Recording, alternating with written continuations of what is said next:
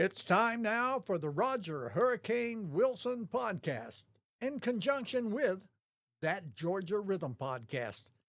Sit back and listen and enjoy. Welcome back, everybody, to Roger Hurricane Wilson's podcast and That Georgia Rhythm. And we're talking to a good friend of mine from a long time ago, Tom Long, been in the music business for a long time. I met Tom back in Nashville back around 1984 or so when he was with ASCAP. But it turns out that we are neighbors in the same neighborhood.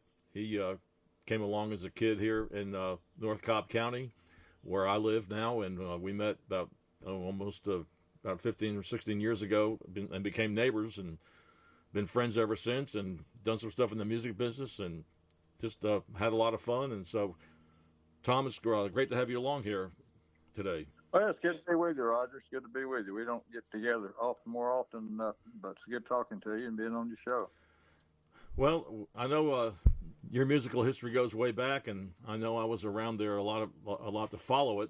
I know you started out here in North Cobb County, so tell me about your early music influence and all that kind of stuff, just to start out.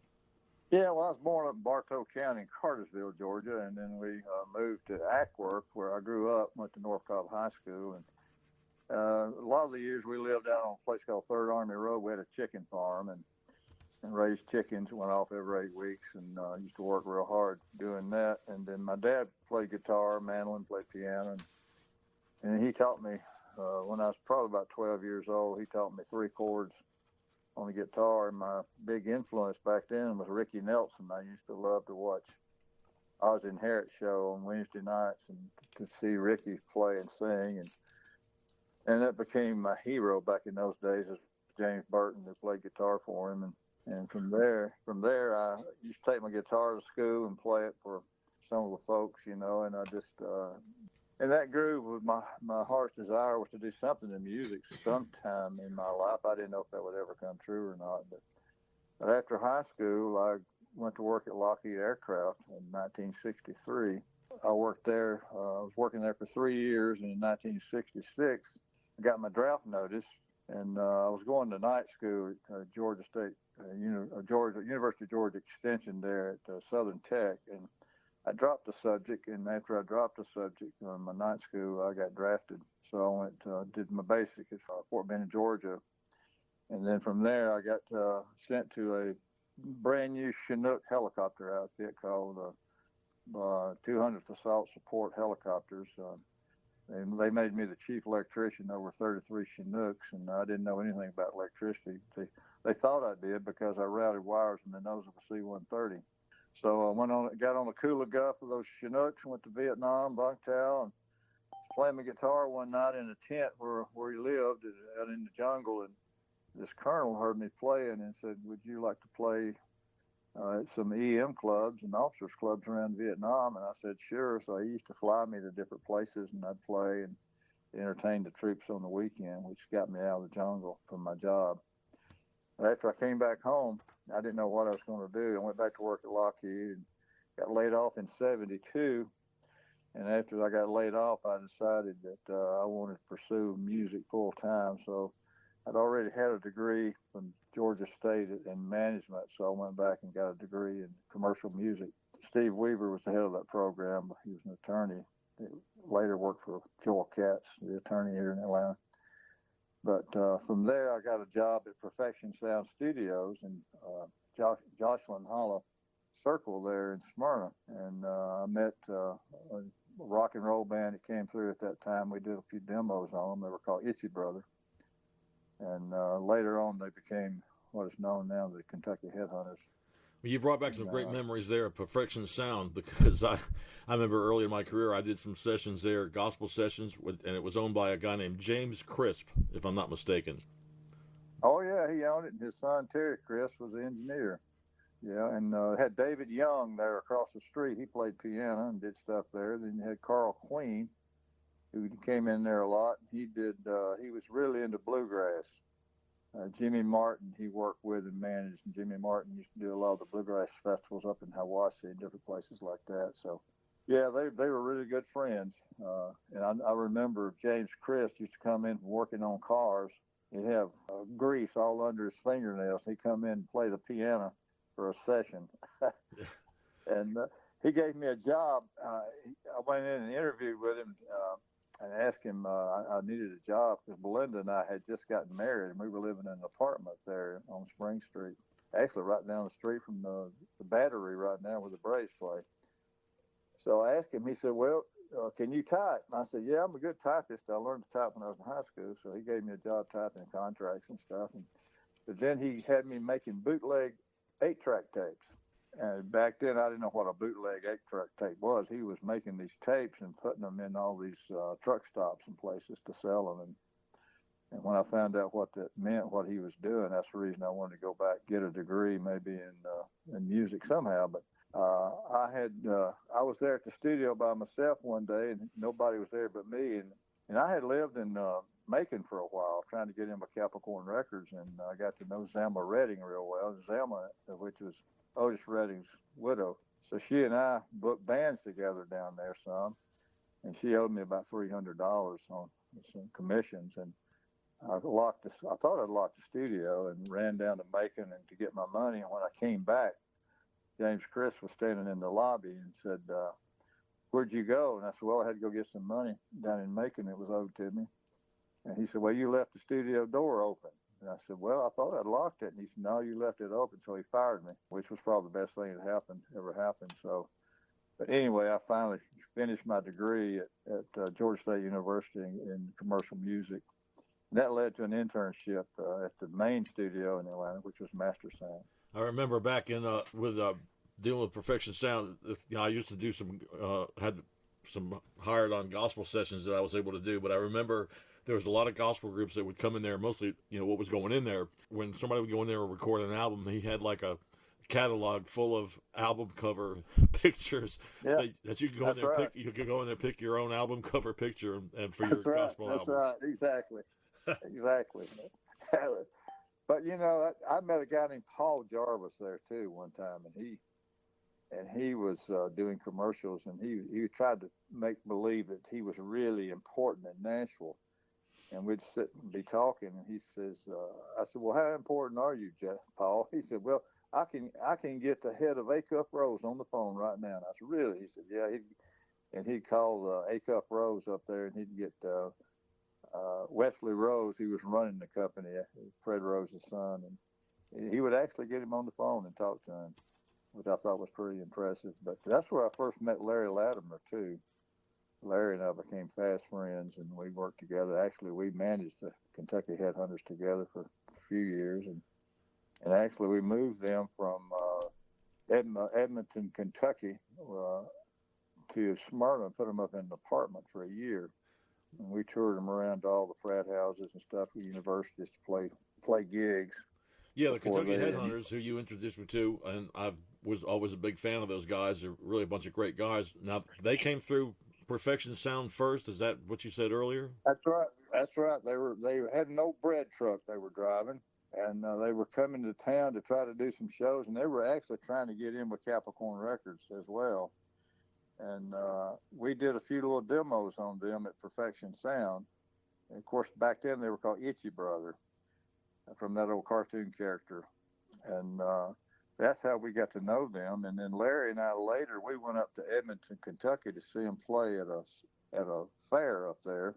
There was a dirt track race cars going on right next to the tent where they were playing. And actually, they were louder than the racetrack. That's when our first thing we got to see how great they were back then. And that's the reason we moved them to Smyrna and put them up for about a year, toured them around.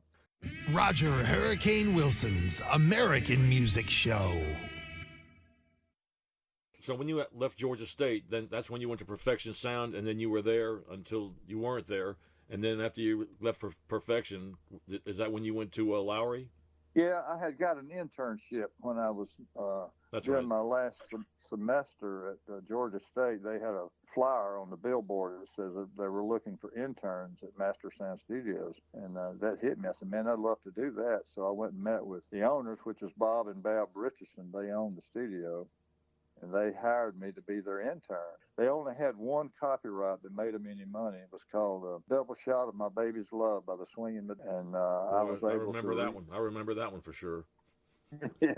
I was able to reestablish their publishing company and set it all up and got it all in order and got their files straightened out and all that. And then the other thing I do there, I worked there for, I guess it was a year or 2 years, and we were doing tape copies, reel-to-reel copies then for a guy named Leonard Posterio was his name.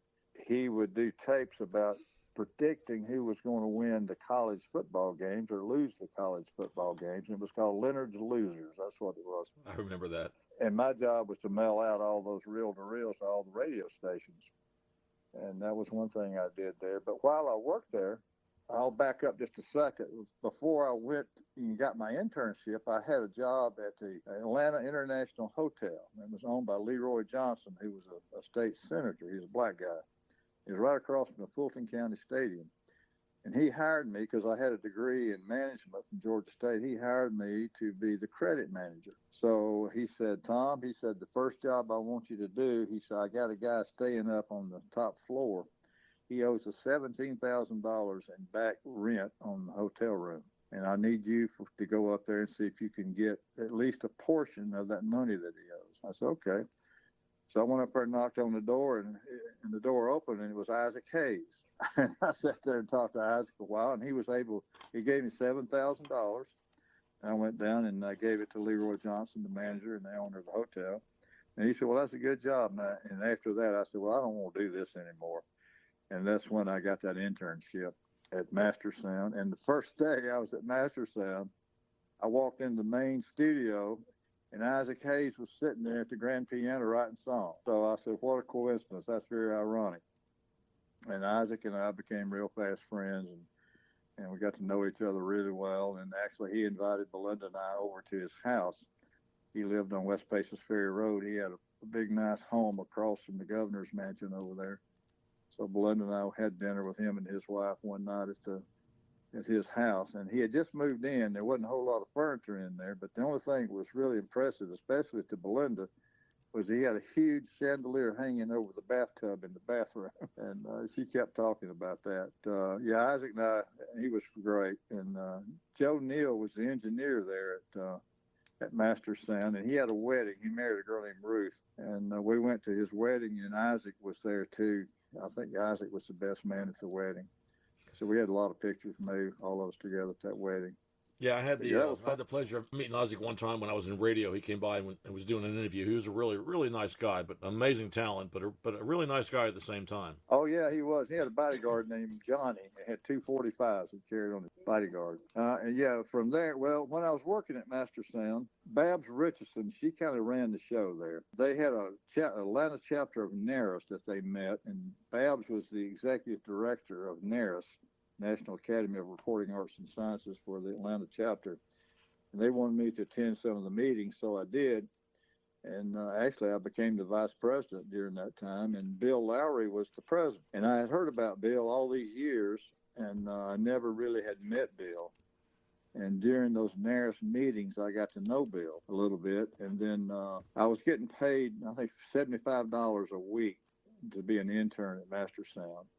And then Bob decided that I would be more suited to be in the publishing world than what I was doing there at Master Sound. So he talked to Bill to hire me as his song plugger, which later days was called creative director. But Bill didn't really need a song plugger, but he hired me anyway. And he was paying me $150 a week to be a song plugger. And I left Master Sound because Bob Richardson actually was able to get me the job at Bill Lowry's publishing company.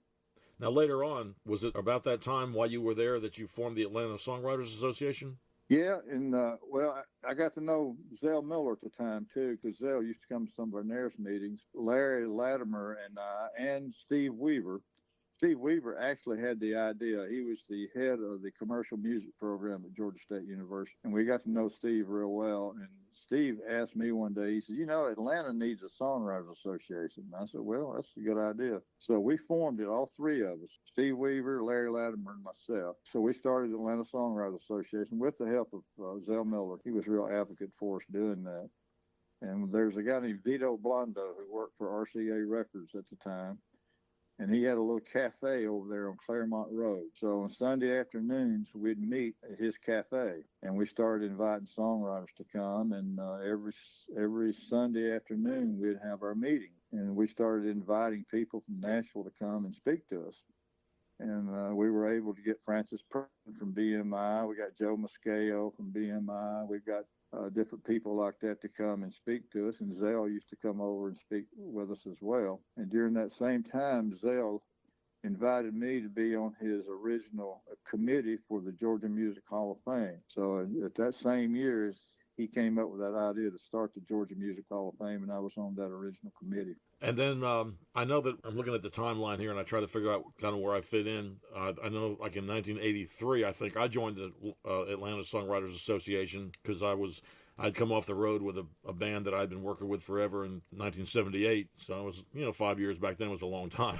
It's not anymore. So I joined the Songwriters Association, but I'd heard your name, but you had gone to Nashville by that time. Am I right? Yes, I had moved. We moved to Nashville in '81, and I had gone up there earlier to meet with Buddy Killen, who owned Tree Publishing Company, and he offered me.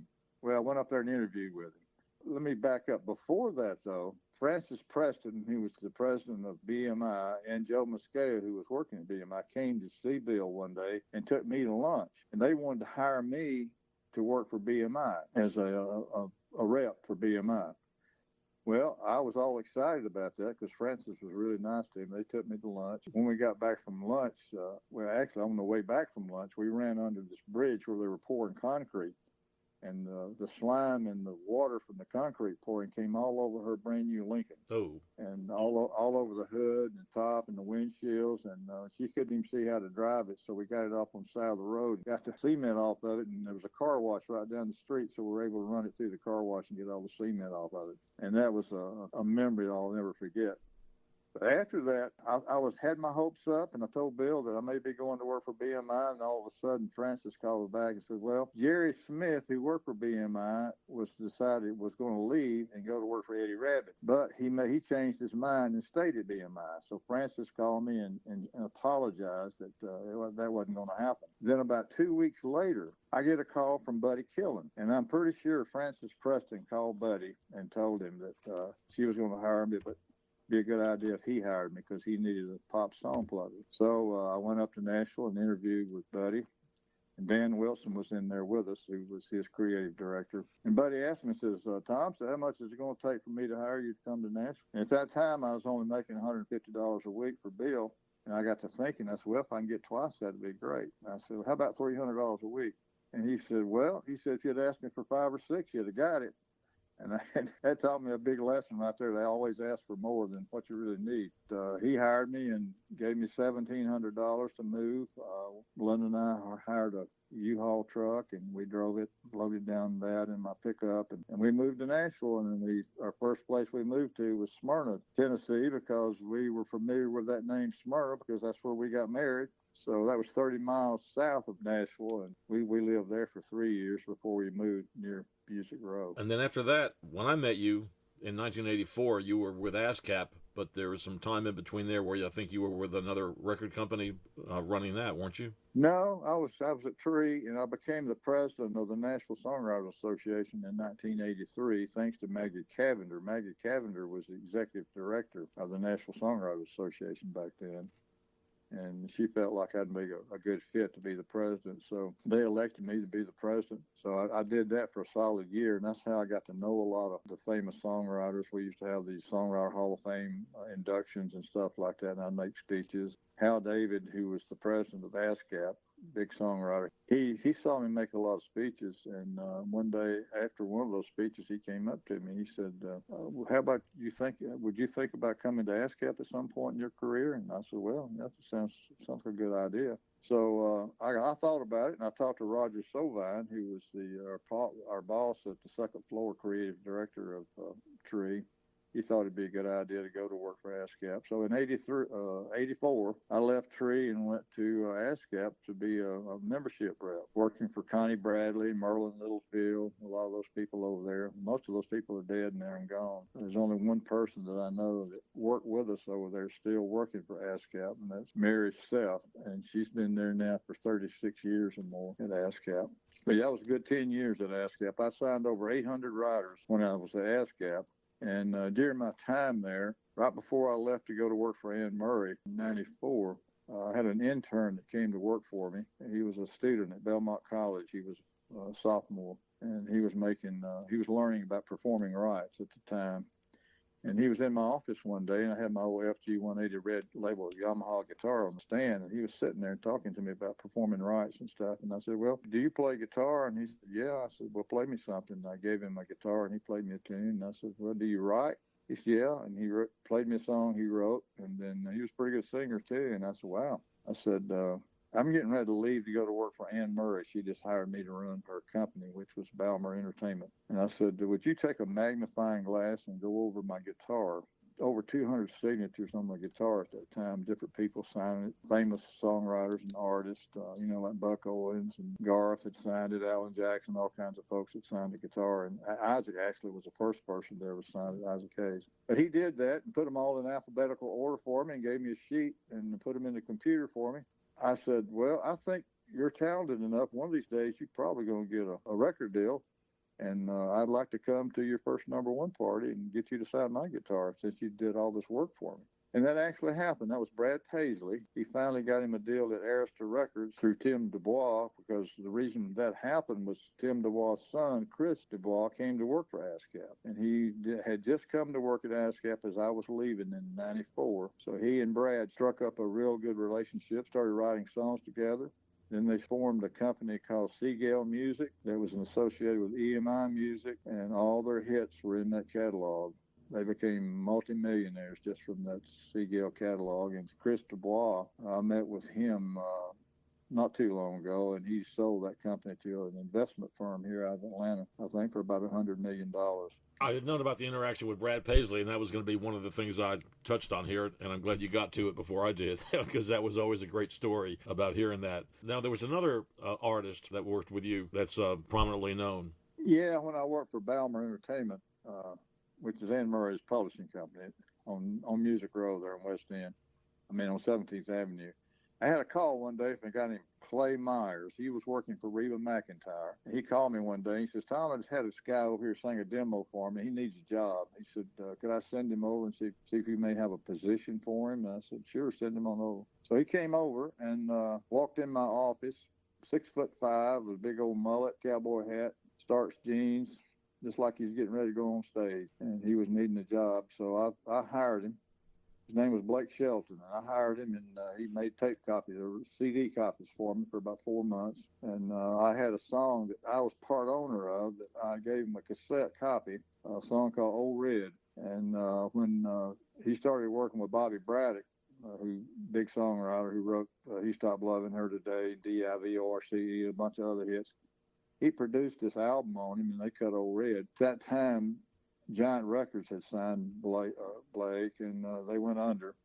And then Warner Brothers picked him up, and the rest is history. And he went on to be on The Voice. I think there's a big article on him in this month's issue of Fortune magazine, and it says his net worth now is about $200 million. But I paid him $8 an hour. He used to come out to my farm, where Belinda and I owned a farm out in a place called Santa Fe, Tennessee, which is about 35 miles out of Nashville. And he used to come out there and deer hunt and turkey hunt with his camos on with his first wife, Kate. Her name was K-Net, and he used to come out there and hunt some. And yeah, he's done real well, and I was proud that I was part of his early on career.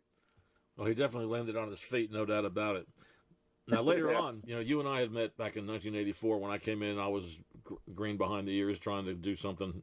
I've been playing a while and trying to write and everything, and that's where you and I first met. And then a lot of time went by, and I remember the time, what I was going through at the time. I was going through it, trying to clean my life up a little bit. I thought I wanted to write songs because I'd been playing guitar on the road for a long time and teaching and everything, and so I thought, well, maybe I should go to Nashville, and I was giving that a shot. But I'd been in broadcasting back in Atlanta, and all of a sudden a whole bunch of opportunities in broadcasting were opening up. So I thought maybe I ought to try to go with what's happening before I try to jump into something else. And so that's kind of how that was. But then you and I didn't see each other for a long time until I ran across you in 2010. There was a songwriting panel discussion going over at Kennesaw State University, and you were talking on the stage, and I asked the guy who was putting it on, I said, man, who's that guy? And he says, man, that's Tom Long. And that's when you and I reconnected. And you remembered me, too, from that time. Oh, yeah. Which I thought was cool. You and Sam Wellhort done a record on you. Oh, yeah, I was sorry about that, too. Yeah.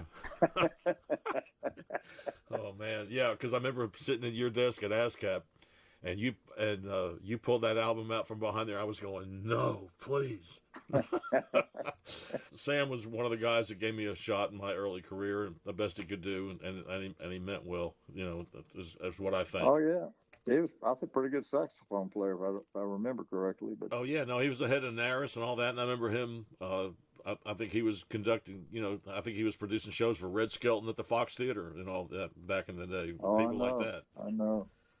Yeah, if it hadn't been, you know, I look back on my career, if it hadn't been for Bob and Val Britchison and Bill Lowry, I don't know what would have happened to me. But Bill was my mentor, and he was almost like a second dad to me. And he, you know, Bill went above board to help me in a lot of situations. He used to send me to L.A., pitch songs. You know, he had so many stories he used to tell me.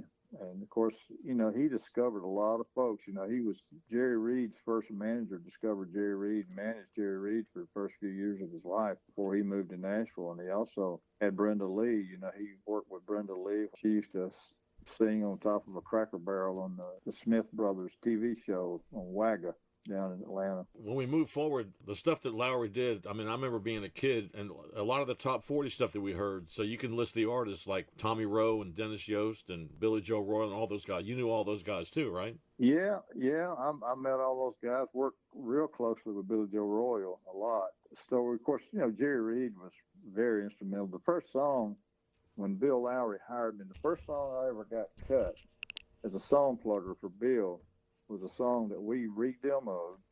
It was a Jerry Reed song called Misery Loves Company.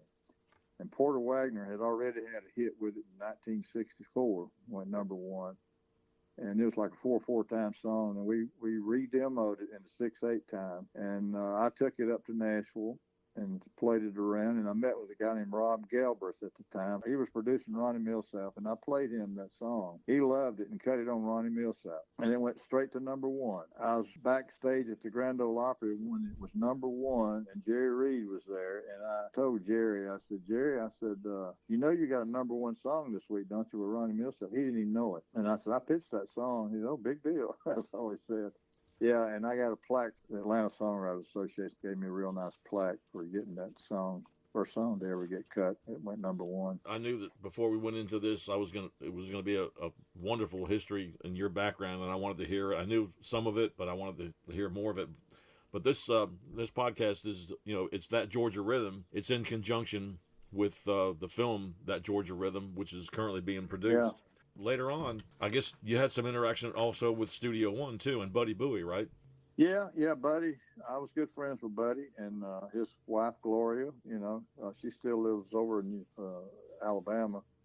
But yeah, Buddy and I knew him real well. And actually, I cut over in Studio One. Of course, Rodney Mills was a big part of all that stuff. You know, Rodney was a good friend, and he and Bill always produced the Georgia Music Hall of Fame shows that we did every year during Georgia Music Week.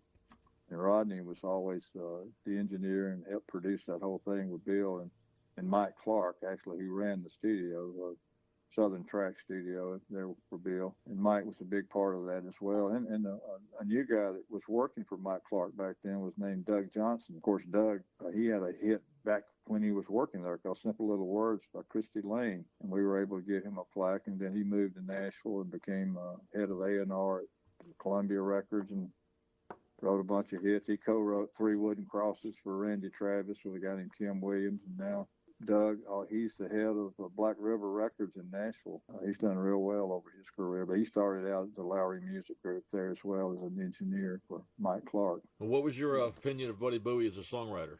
Buddy was great. Buddy wrote a lot of hits, mainly not all the hits, I guess, for the Atlanta Rhythm Section. He and J.R. Cobb, they were the main two guys that wrote most of the hits. The drummer, Robert Nix, he wrote a few as well. He was the original drummer for the Atlanta Rhythm Section. Of course, he died several years ago. But Buddy was an amazing guy. I think he worked early on in his career. He worked for Roy Orbison. He and Roy Orbison are really real tight friends. I think they came from the same area. But yeah, Buddy was great. I never will forget when the Atlanta Rhythm Section was trying to get another record deal. Later on, they came to Nashville and did a show for Tony Brown at MCA Records. And one of the songs they played during that showcase, they didn't get a deal, but one of the songs they played during that showcase was a song called Rock Bottom.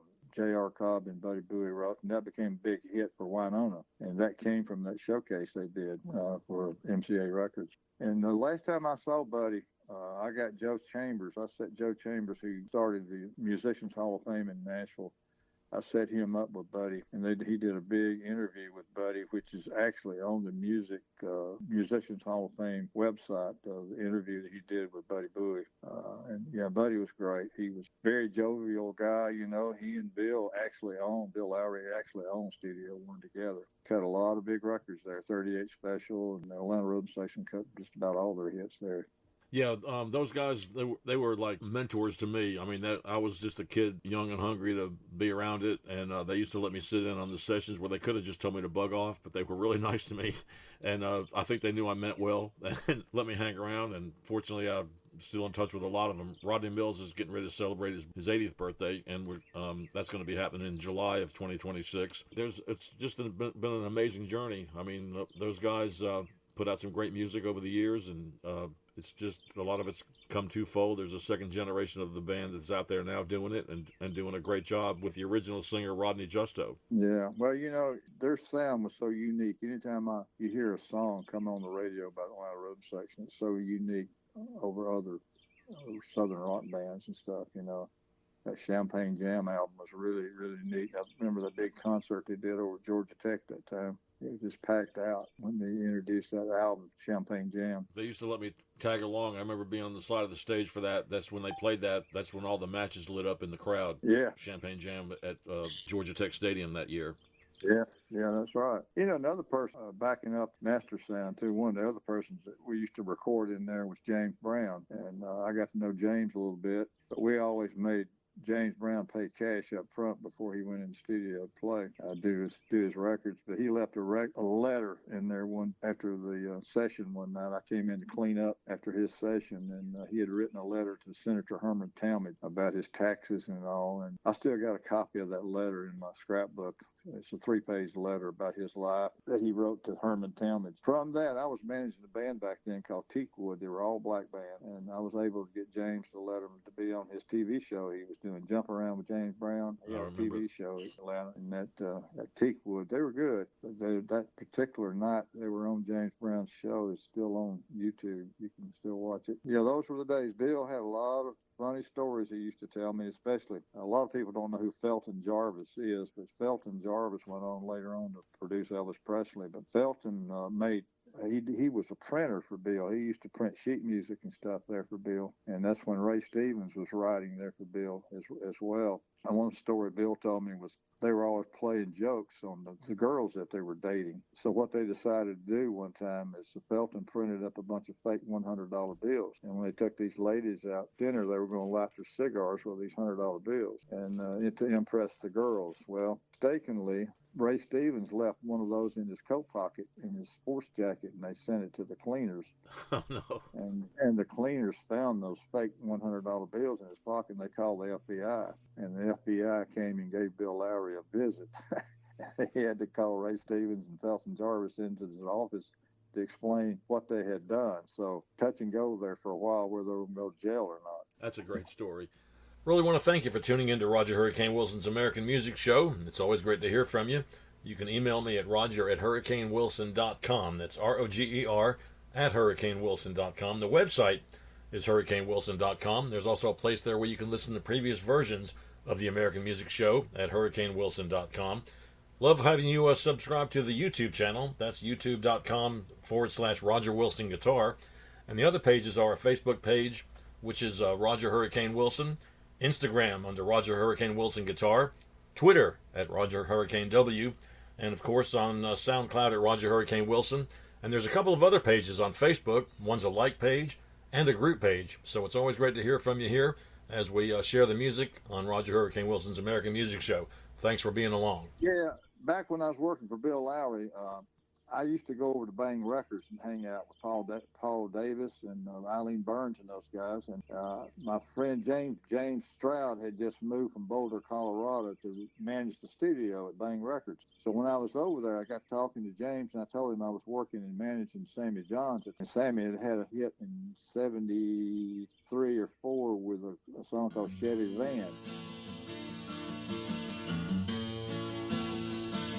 I gave a girl a ride in the wagon. She crawled in and took control. She was tired, 'cause her mind was a dragging. I said, get some sleep and dream of rock and roll. 'Cause like a princess she was laying there, moonlight dancing off her hair. She woke up and took me by the hand. She's gonna love me in my Chevy van, and that's alright with me.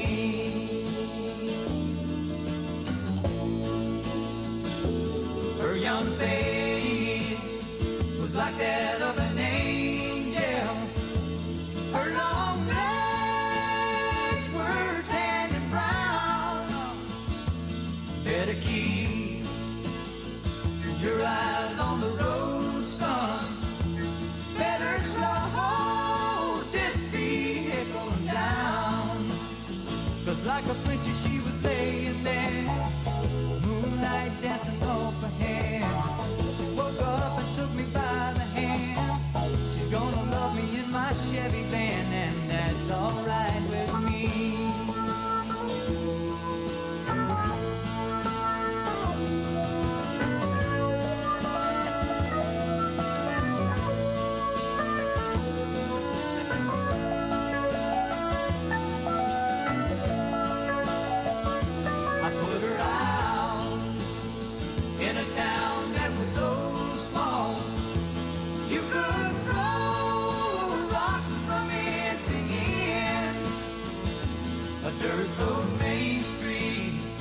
Walked off in bare feet. It's a shame I won't be passing through again.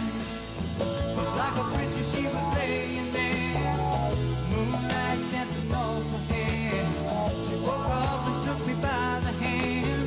We made love in my Chevy van, and that's alright with me.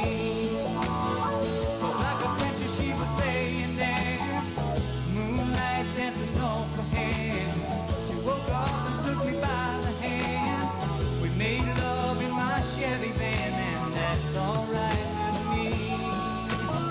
'Cause like a princess she was laying there, moonlight dancing off her hair. Roger Hurricane Wilson's American Music Show. Big hit. So I had signed him to Lowry Music as a writer. And so James agreed for we to cut some sides on Sammy. So we went over to Studio One, and Sammy had written this song called Common Man. So we went over to Studio One and cut the song Common Man, and which later on I got John Conley to cut, which went #1.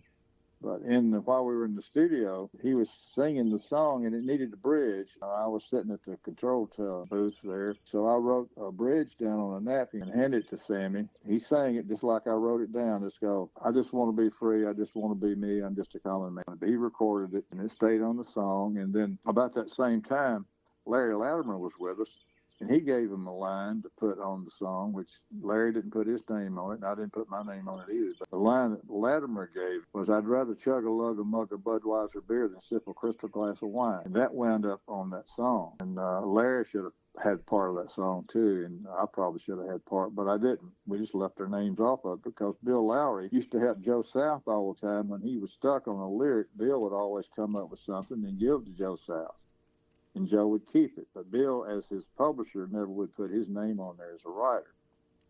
But that song, Common Man, we recorded the original song on Sammy there at Studio One, and Jimmy Bowen signed Sammy onto Elektra Records, and it got to number 50 in the country charts. And when it died, I was sitting in my office at Tree Publishing. I had moved to Nashville, and I was playing the record on my turntable. And Bud Logan walked by my office, and Bud was producing. He heard me playing the record, and he came in my office, and he said, "Tom, what are you playing?" And I said, "Well, this is a song that James Stroud and I produced that just died at number 50 on Elektra Records."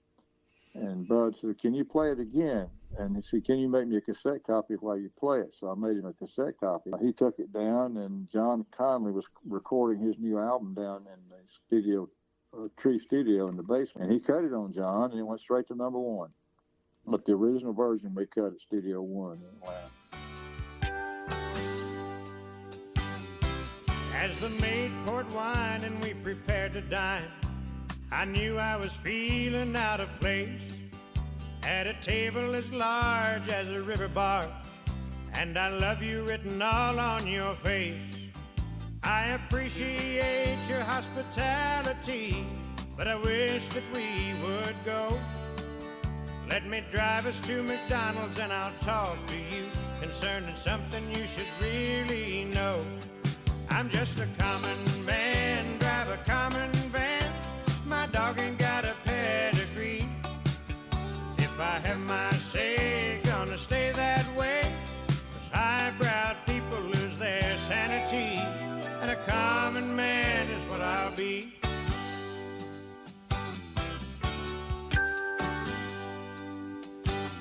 I'll take a Chevrolet just any day, so give your daddy back his Mercedes-Benz. And there's some common people that I hang out with. They're my good time buddies, they're my friends. And I'd rather chug a lug, a mug of Budweiser beer than sip a crystal glass of wine. So won't you make your mind up to believe in me and leave this high-living world behind. I'm just a common man, drive a common van. My dog ain't got a pedigree. If I have my say, gonna stay that way. 'Cause highbrow people lose their sanity, and a common man is what I'll be. Yes, I'm happy just being free, and I'm happy just being me. And I hope that you will see. I'm just a common man, drive a common van. My dog ain't got a pedigree. If I have my say, gonna stay that way. 'Cause highbrow people lose their sanity, and a common man is what I'll be. I'm just a common man, drive a common van. My dog ain't got a pedigree. And if I have my say, gonna stay that way. 'Cause highbrow people... Roger Hurricane Wilson's American Music Show. Getting back to somebody that I should have mentioned earlier, and one of the kingpins of Lowry was Joe South, right? And you had a lot of big relationship with Joe, and then you and I took care of some stuff after he passed later on. Yeah, Joe was a good friend, and of course, he was left of center in a lot of ways, but he wrote a lot of great songs. He was at he was on his down leg, I guess you could say. He had diabetes. He would take 3 shots a day for diabetes, but he had all these big hits. Actually, he was a great guitar player too, because he played on a lot of Bob Dylan stuff in Nashville, the White Album. He'd go to Nashville and played on some of that stuff. He played on some of Aretha Franklin's records. He was a great guitar player back in the day. And Walk a Mile in My Shoes, Hush, Hush, I heard they calling my name, Deep Purple, I Knew You When, Billy Joe Royal, Down in the Boondocks. He wrote so many great hits. Games People Play? Games People Play. Yeah, I actually cut that on the Headhunters when I co-produced the Big Boss Man album with him.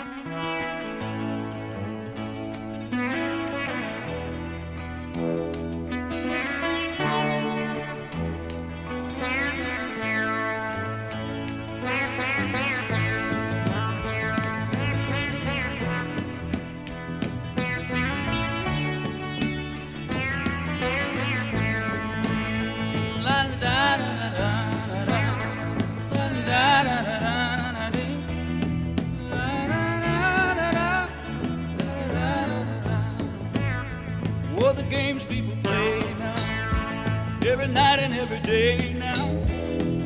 meaning what they say now, never saying what they mean.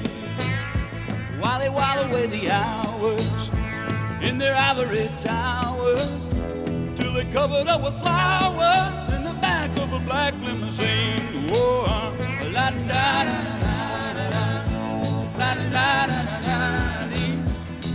Talking about you and me and the games people play now.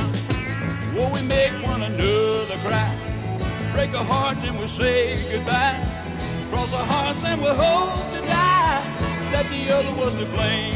Whoa, but neither one will ever give in.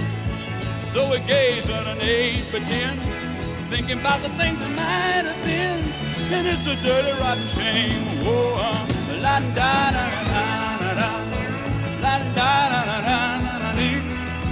Talking about you and me and the game people play now. Oh yeah, oh yeah. Come on,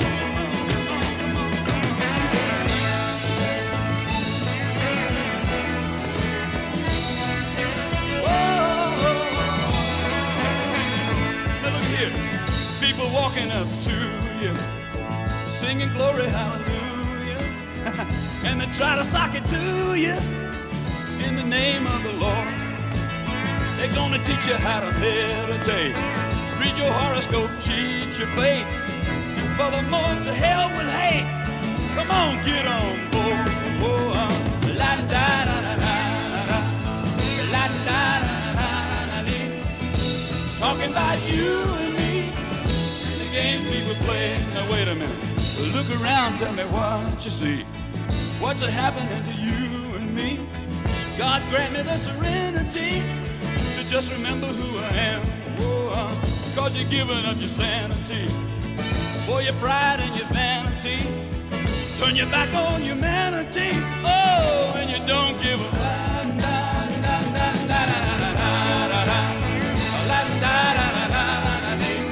I keep on talking about you and me, brother, and the game people play now.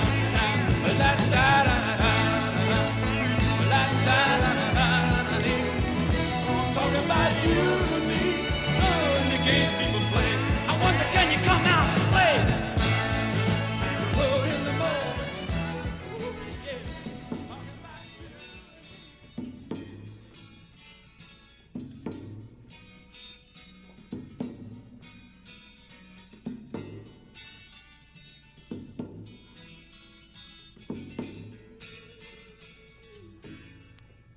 if I could be you and you could be me for just 1 hour, if we could find a way to get inside each other's mind, if you could see you through my eyes instead of your ego, I believe you'd be surprised to see that you've been blind. Walk a mile in my shoes, walk a mile in my shoes. Hey, before you abuse, criticize and accuse, walk a mile in my shoes. Now your whole world you see around you is just a reflection, and the law of karma says you're gonna reap just what you sow. Yes, you do. So unless you live the life of total perfection, you better be careful of every stone that you should throw. Yeah. And yet we spend the day throwing stones at one another, 'cause I don't think or wear my hair the same way you do. Well, I may be common people, but I'm your brother. And when you strike out and try to hurt me, it's a hurting you. Lord have mercy, walk a mile in my shoes. Walk a mile in my shoes. Hey, before you abuse, criticize and accuse. Walk a mile in my shoes. There are people on reservations and out in the ghettos. And brother there, but for the grace of God, go you and I. Yeah. And if I only had the wings of a little angel, well, don't you know I'd fly to the top of a mountain and then I'd cry. Hey, walk a mile in my shoes. Walk a mile in my shoes. Hey, before you abuse, criticize and accuse, better walk a mile in my shoes. Drop what you're doing, walk a mile in my shoes. Walk a mile in my shoes. Oh, before you abuse, criticize and accuse, walk a mile in my shoes. Yeah, walk a mile in my shoes. Walk a mile in my shoes. Hey, before you abuse, criticize and accuse, walk a mile in my shoes.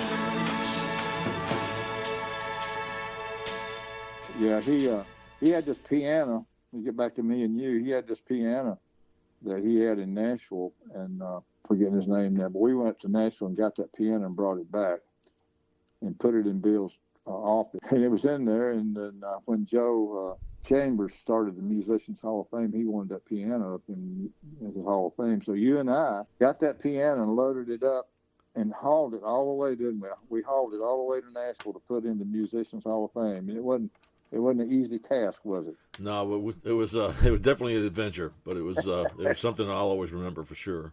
Yeah. And then you helped me. We went and got all the stuff out of the Southern Track Studio there at Lowry.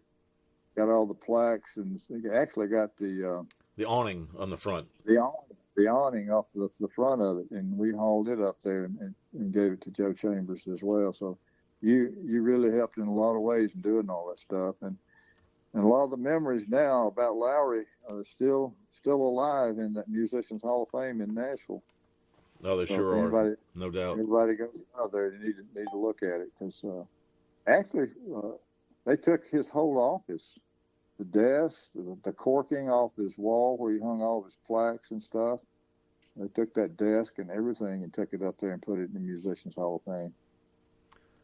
Yeah, and it was it was in really great shape when we were there, but there's been a lot more added. That's been quite a number of years since we've done that. So I need to get back up there and see it again.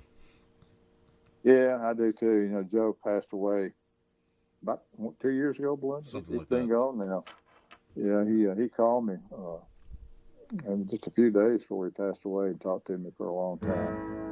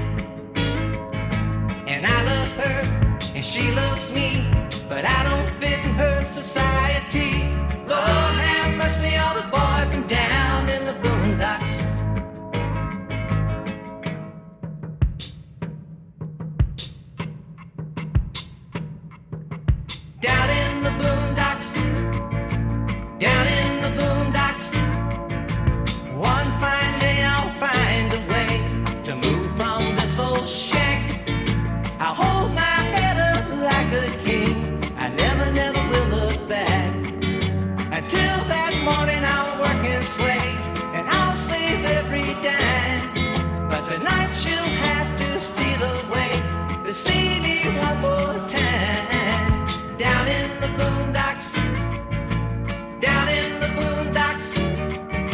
People put me down 'cause that's the side of town I was born in.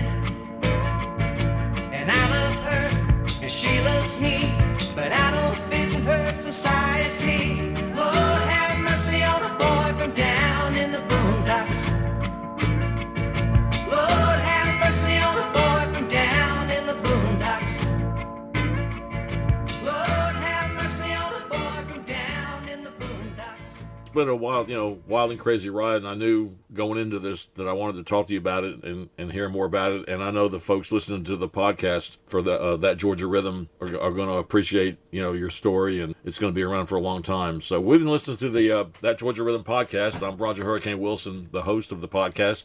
We've been on here with my longtime friend and music guy Tom Long, talking for about 40 minutes here, and man, we probably could go on with some more, but Tom, it's been a pleasure having you along, and I always love hearing your stories, and I know there's some more behind that too. So, all right, well, I appreciate you having me, Roger. It's good to hear from you, and good to be on the show. Very much. This is that Georgia Rhythm podcast, and I'm Roger Hurricane Wilson. We'll be back with another edition very, very soon.